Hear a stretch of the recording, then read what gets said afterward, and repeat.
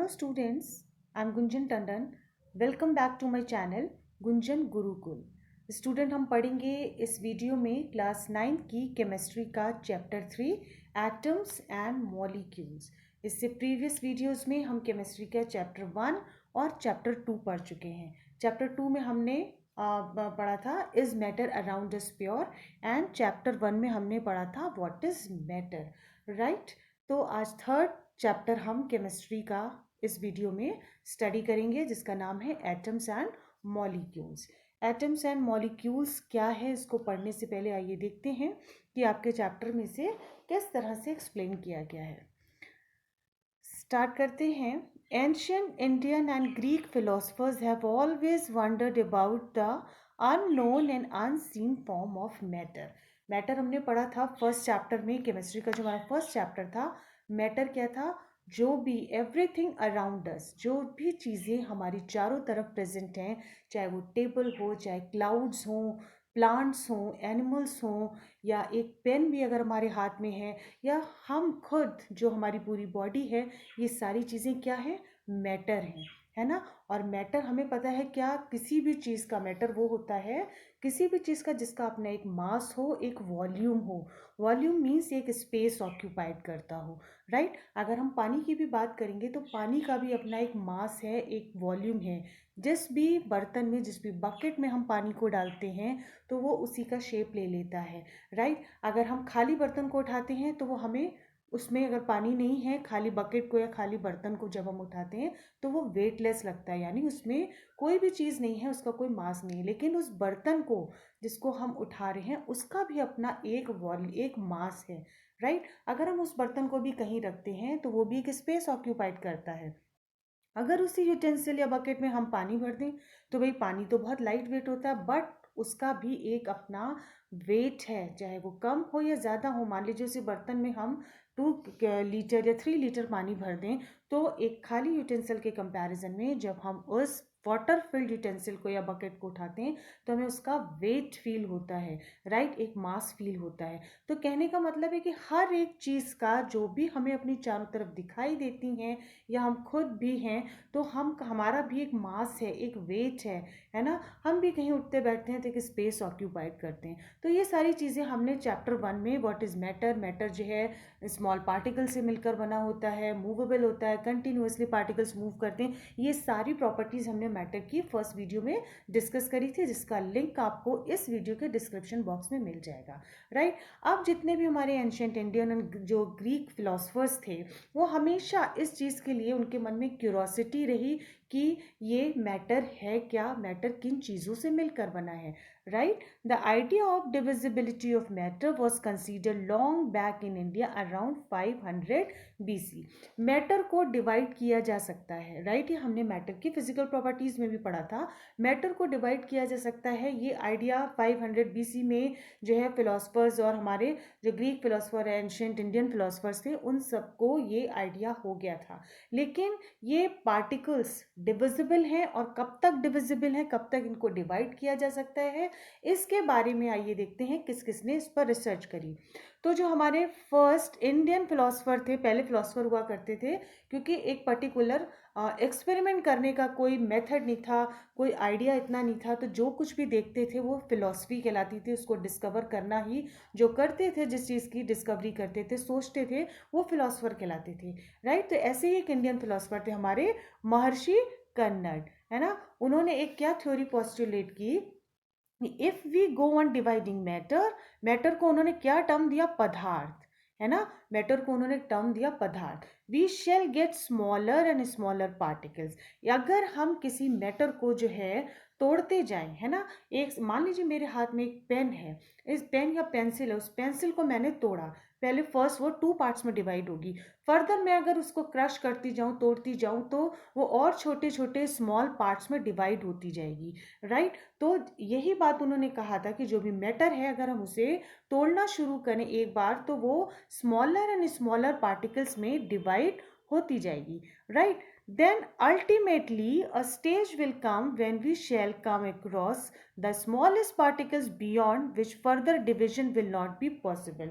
जब हम किसी मैटर को डिवाइड करते जाएंगे तो वो 2 स्मॉल पार्टिकल्स में मान लीजिए डिवाइड हो गया, पेंसिल को हमने तोड़ा, 2 पार्ट में डिवाइड हुई, फर्दर हम पेंसिल को तोड़ते गए वो और स्मॉल पार्टिकल्स में डिवाइड होते होते एक स्टेज ऐसी आएगी कि वो स्मॉलेस्ट साइज में उसका आ जाएगा, स्मॉलेस्ट पार्टिकल साइज उसका आ जाएगा। फर्दर हम उस पार्ट को, उस पार्टिकल को, उस पेंसिल के उस पार्ट को नहीं तोड़ सकते, इट वुड बी इम्पॉसिबल, है ना। एक स्टेज ऐसी आ जाएगी कि हम तोड़ते जाएं। मान लीजिए हम किसी बड़े से एक रॉक को तोड़ रहे हैं, रॉक को हमने तोड़ा, वो 2 बड़े बड़े पत्थरों में डिवाइड हुआ, फर्दर हमने उनको तोड़ा, वो और स्मॉल पार्टिकल्स में छोटे छोटे टुकड़ों में डिवाइड होना शुरू किया। अगेन हम उसको तोड़ते रहे, क्रश करते रहे, फाइनली जब तक कि वो सैंड के पार्टिकल्स के साइज में ना आ जाए। तो क्या ये पॉसिबल है कि अब हम उन सैंड पार्टिकल्स को भी फर्दर तोड़ सकते हैं?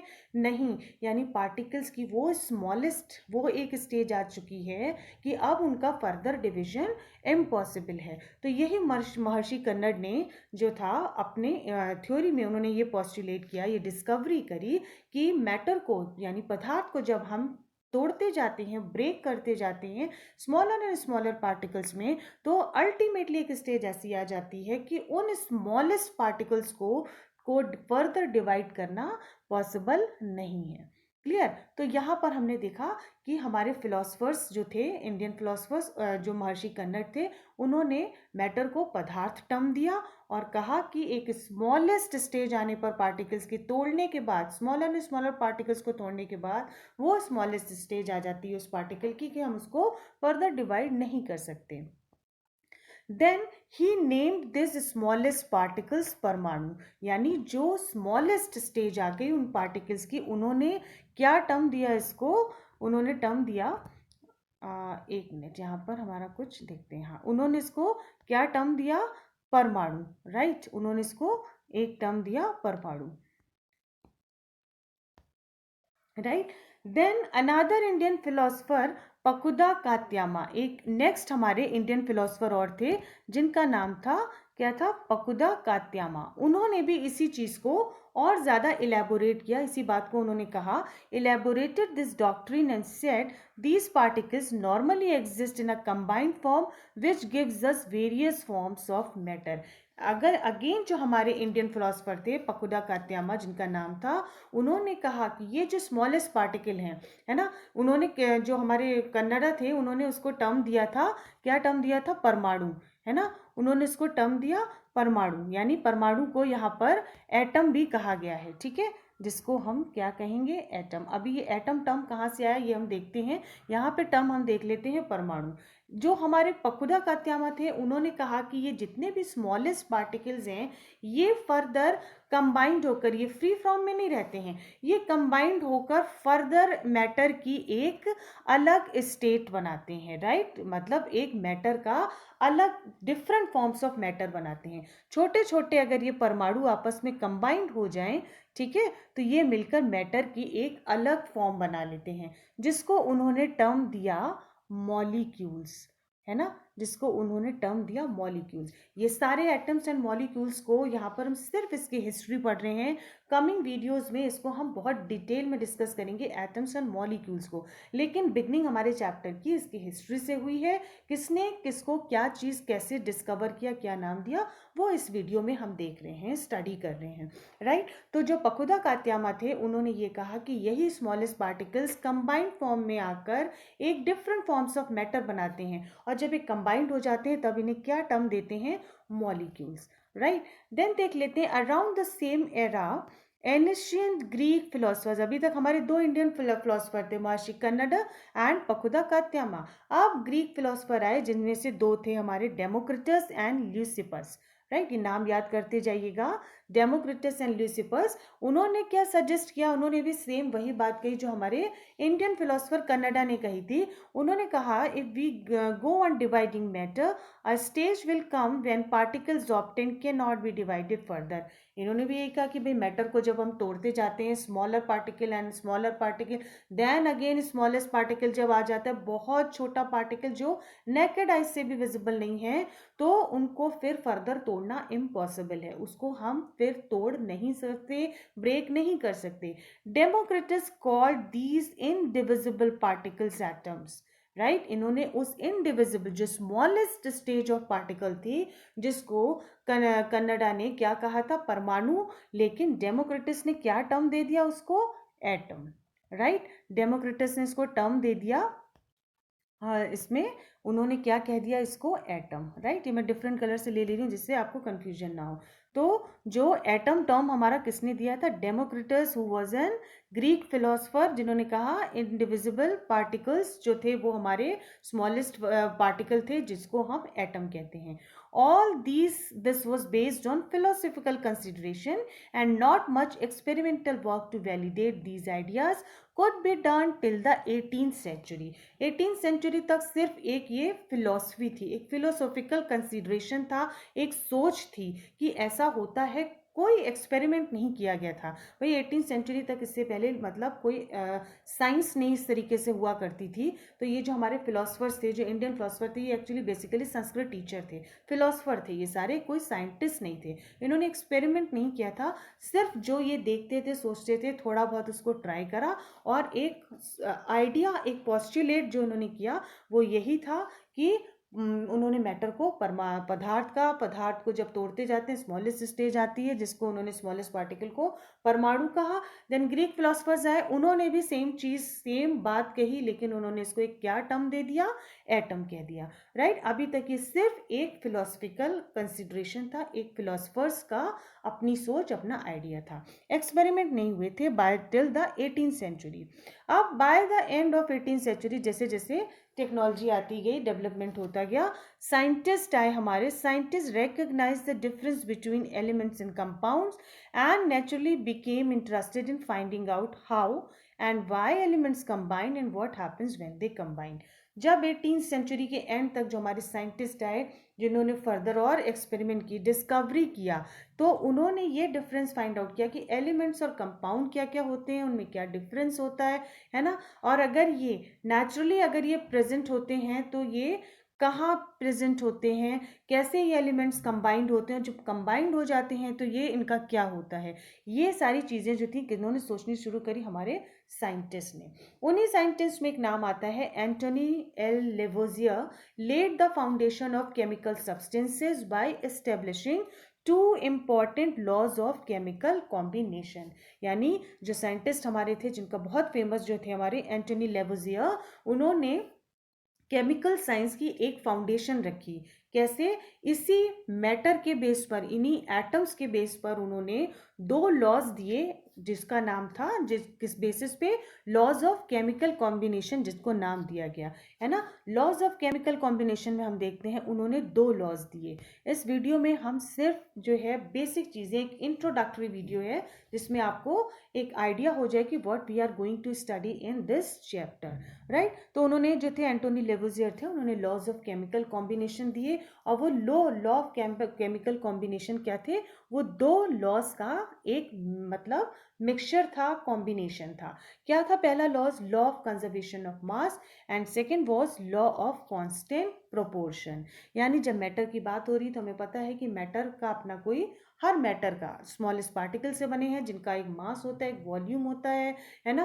कैसे वो मास कंजर्व रहता है, क्या उसके पीछे थ्योरी है, क्या उसके पीछे जो है लॉज, हर एक चीज़ जो है वो एक लॉज पर बेस्ड है, ठीक है। और ये चीज़ें किसने करी थी, एंटोनियन लेवोजियर ने इसको फाउंडेशन इसका रखा। देन सेकेंड लॉ था लॉ ऑफ कांस्टेंट प्रोपोर्शन, यानी जो हर चीज़ मिलकर बनी है वो एक कांस्टेंट प्रोपोर्शन में मिलकर बनी है, उसका क्या लॉ है, उसकी क्या थियरी है, राइट। अगर हम बात करते हैं वाटर, हमें पता है वाटर का फॉर्मूला होता है H2O। ये किन दो एलिमेंट से मिलकर बना है भाई, हाइड्रोजन एंड ऑक्सीजन, है ना। ये हम पढ़ते आ रहे हैं, हमें पता है ना कि हाइड्रोजन एंड ऑक्सीजन से मिलकर बना है, राइट। ये अभी तक हमें पता चल चुका है, डिस्कवरी जितनी भी हो चुकी हैं, ठीक है।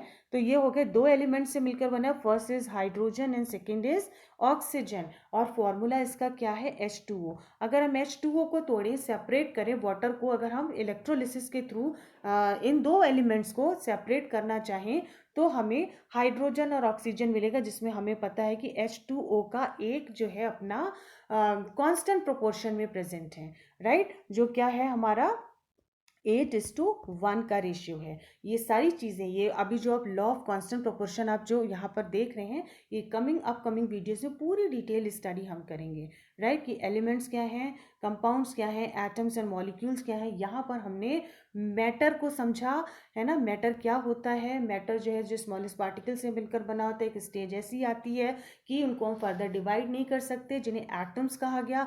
यही एटम्स जो हैं अगर कंबाइंड हो जाते हैं तो ये एक डिफरेंट फॉर्म ऑफ मैटर बनाते हैं, जिन्हें हम कंबाइंड फॉर्म को क्या कहते हैं, मॉलिक्यूल्स कहते हैं, राइट। और जो टर्म दिया था परमाणु से एटम, किसने टर्म दिया था, डेमोक्रिटस ने दिया था।